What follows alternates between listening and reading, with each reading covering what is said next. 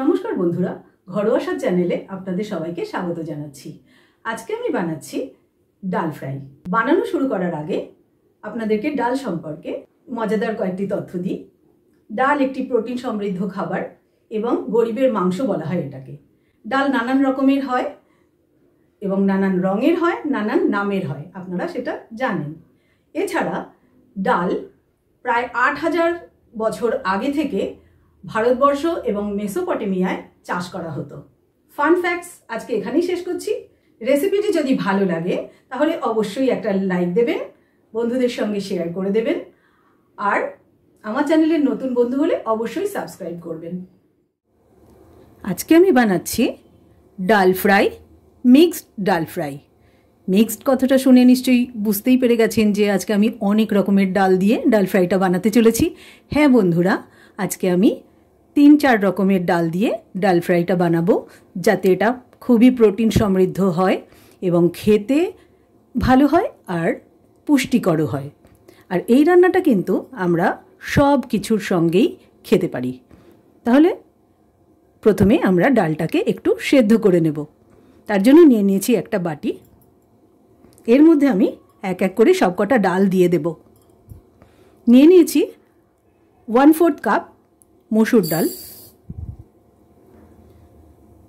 1/4 cup মুগ ডাল, 1/4 cup মটর ডাল দিলাম,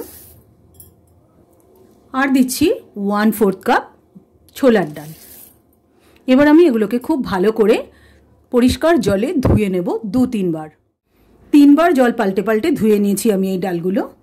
এবার এগুলোকে সেদ্ধ করতে বসাবো। প্রেশার কুকার বসিয়ে দিয়েছি। আমি প্রেশার কুকারেই ডালটা সেদ্ধ করব। এর মধ্যে ছোলার ডাল আছে, তাই প্রেশার কুকার ছাড়া কিন্তু খুব ভালো সেদ্ধ হবে না। তবে আমি দেব মাত্র 2টো সিটি। এর থেকে বেশি দিলে ডাল বেশি গলে যাবে, আর ডাল ফ্রাইতে ডাল বেশি গলে গেলে টেস্টটা কিন্তু খুব একটা ভালো হয় না। তাই 2টো সিটিই দেব।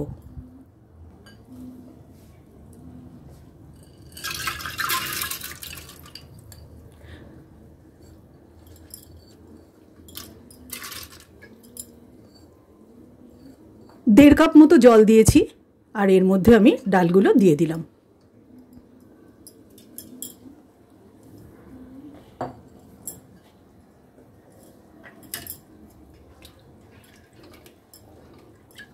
লিডটা আটকে দিচ্ছি।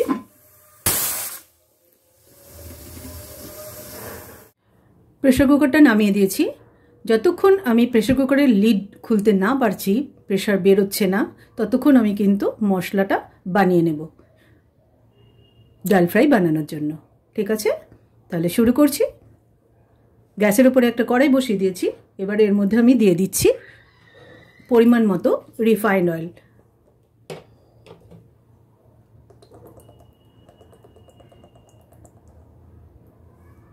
টু টেবিল স্পুন তেল দিলাম, আর দিচ্ছি বাটার।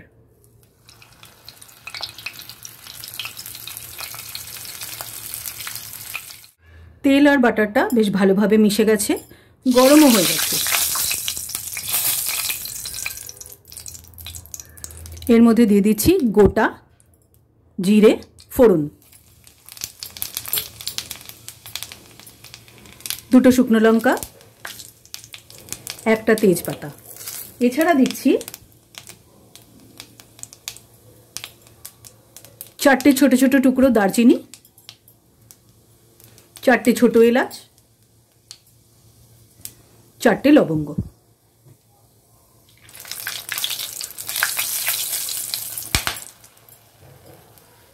ফোড়ন ভাজা সুন্দর গন্ধ বেরিয়েছে। এবার আমি এর মধ্যে দিয়ে দেব 1 কাপ পরিমাণ কুচনো পেঁয়াজ।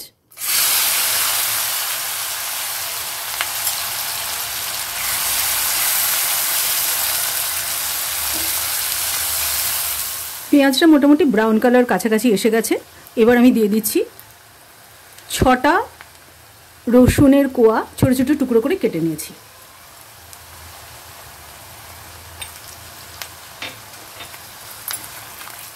আদা টুকরো 1 ইঞ্চি।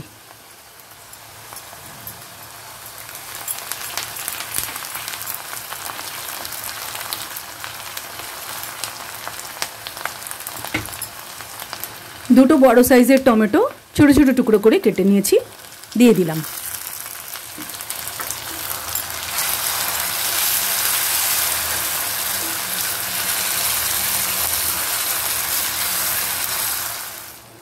তিনটে কাঁচা লঙ্কা কুচিয়ে নিয়েছি, এটাও দিয়ে দিলাম। ঝাল কিন্তু নিজেদের পছন্দ এবং পরিমাণ বুঝে দেবেন।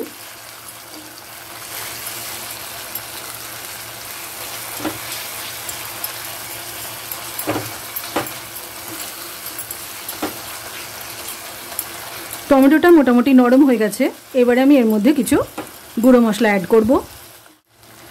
1 টিস্পুন ধনে গুঁড়ো,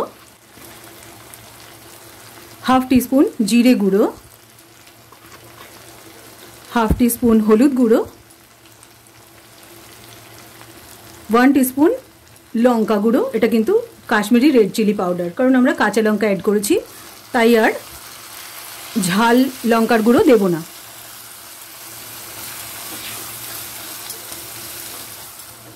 দিয়ে দিচ্ছি স্বাদ মতো লবণ। মশলা কষানোর সময় কিন্তু লবণ দিতে হয়, তাহলে মশলাটা খুব ভালোভাবে কষানো হয়।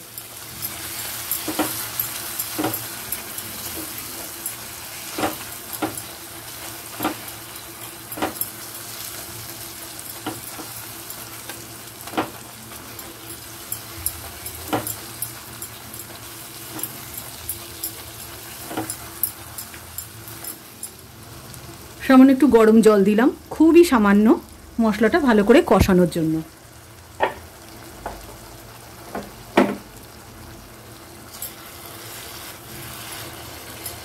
মশলাটা মোটামুটি কষানো হয়ে গেছে, এবার আমি সেদ্ধ ডালটা এর মধ্যে দিয়ে দেব।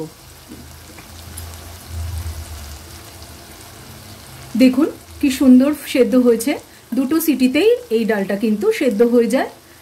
ডাল ফ্রাই বানানোর জন্য একটু গোটা গোটা ডাল থাকতে হয়, ঠিক সেরকমভাবেই সেদ্ধটা হয়েছে। দিয়ে দিচ্ছি ডালগুলো।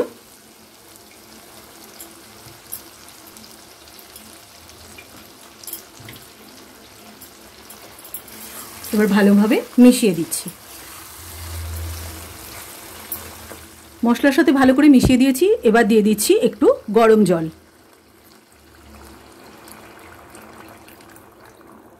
ডালটা কতটা পাতলা বা ঘন হবে সেটা কিন্তু আপনি কিসের সঙ্গে খাচ্ছেন তার উপর নির্ভর করছে, কারণ এই ডাল ফ্রাইটা ভীষণই সুস্বাদু হয়। লুচি, রুটি, পরোটা, ফ্রাইড রাইস, পোলাও সব কিছুর সঙ্গেই কিন্তু খেতে পারবেন। ভালো করে মিশিয়ে দিলাম। দেখুন কি দারুণ হয়েছে না দেখতে, একদম লোভনীয় ডাল ফ্রাই হবে, একদম রেস্টুরেন্ট স্টাইলে। রেস্টুরেন্টে আপনারা ডাল ফ্রাই খেলে ঠিক যেমন ভাবে পরিবেশন করা হয়, এটা দেখতে একদম ঠিক সেই রকম হয়েছে দেখুন। এবারে আমি এর মধ্যে দিয়ে দেব দুটো কাঁচা লঙ্কা, দিয়ে দিচ্ছি কারণ স্মেলটা দারুণ হবে তাহলে। আর খাওয়ার সময় প্রয়োজন হলে খাওয়াও যেতে পারে, কোনো অসুবিধা নেই। দিয়ে দিচ্ছি স্বাদ মতো চিনি, এটা কিন্তু নিজের নিজের পছন্দ মতো দেবেন।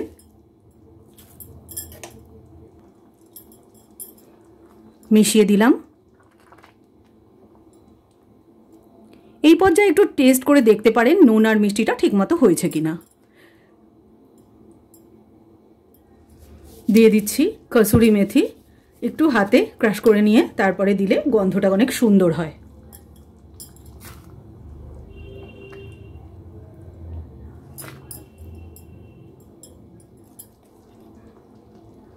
দিয়ে দিচ্ছি গরম মশলা, সামান্যই দিলাম, খুব বেশি দিলাম না। এটাও কিন্তু যার যেমন গন্ধ ভালো লাগে সে সেভাবে দেবেন। মিশিয়ে দিচ্ছি।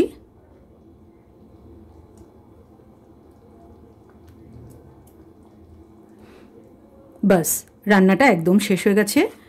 কেমন লাগছে দেখতে, আর আমার রান্নাগুলো আপনাদের কেমন লাগছে অবশ্যই কিন্তু কমেন্ট করে জানান।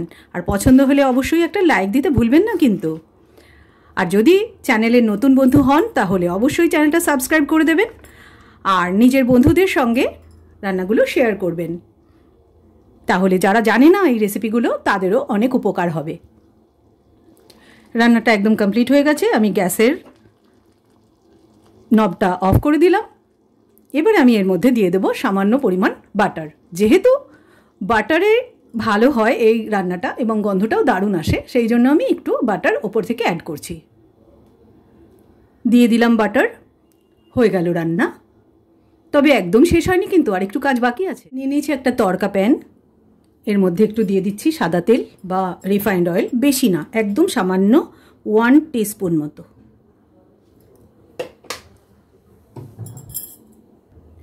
একটুখানি বাটার দিয়ে দিচ্ছি, এটাও খুবই সামান্য।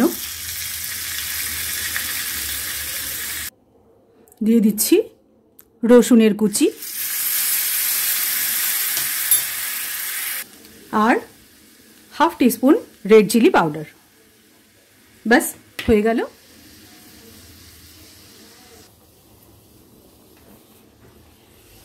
এবার এই তড়কাটা আমি এই ডালটার মধ্যে ঢেলে দিচ্ছি। ওয়াও, কি দারুণ হয়েছে দেখতে, দেখুন একবার, দারুণ লাগছে না? অবশ্যই কিন্তু একবার ট্রাই করে দেখবেন। তাহলে বন্ধুরা, রান্নাটা তো শেষ হয়ে গেল।